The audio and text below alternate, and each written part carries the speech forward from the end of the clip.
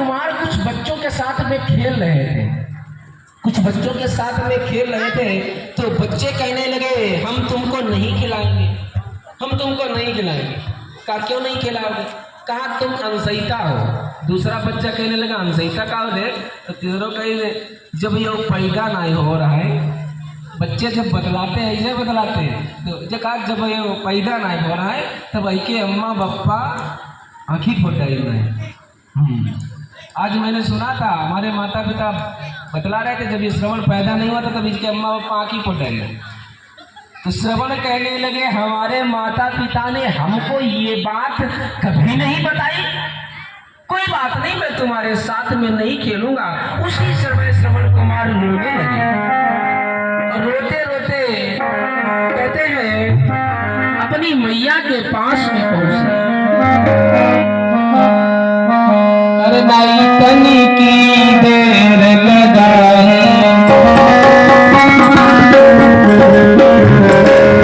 पहुंच के अपने माँ चरणन में रोहे से झुकाई। इसने विशाल को बेटा काहे क्लस को बहाई।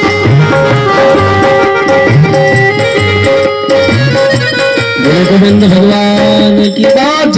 कथा थोड़ी पूरी करने का प्रयास करेंगे, गाने के चक्कर में नहीं पड़ेंगे। बोले गोविंद भगवान की।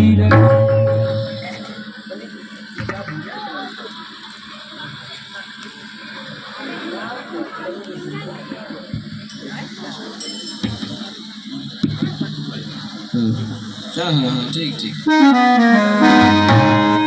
बोले गोविंद भगवान की। मेरे प्यारे भैया रोते हुए श्रवण कुमार वहां से चल दिए। मैया ने अपने कानों से सब जब सुना कि मेरा बेटा रो रहा है तो कहने लगे बेटा क्यों रो रहे हो? रो रो कर कहने लगे सुन लो मेरी बात, तुमसे मैं कुछ पूछता सत्य बताइए बात।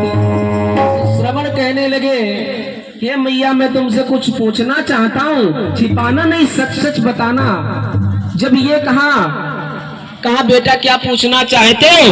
तो श्रवण कहने लगे हे मैया जी तुम दोनों लोगों के नेत्र कैसे फूट गए थे ये बताओ। तो मैया कहने लगी ये क्या पूछ रहे हो? कहा मैया अगर तुम्हें मेरी सौगंध है कि आप ये बताओ कैसे फूट गए थे नेत्र।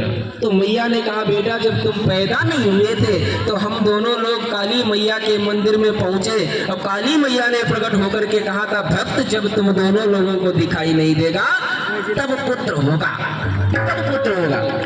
तो मानो तुम्हें प्राप्त करने के लिए मैंने अपने दोनों नेत्र फोड़ दिए। तो श्रवण कहने लगे मैया तुमने मुझे प्राप्त करने के लिए दोनों नेत्र फोड़ दिए, मैं ये सौगंध खाता हूँ जब तक तुम दोनों लोगों के नेत्र में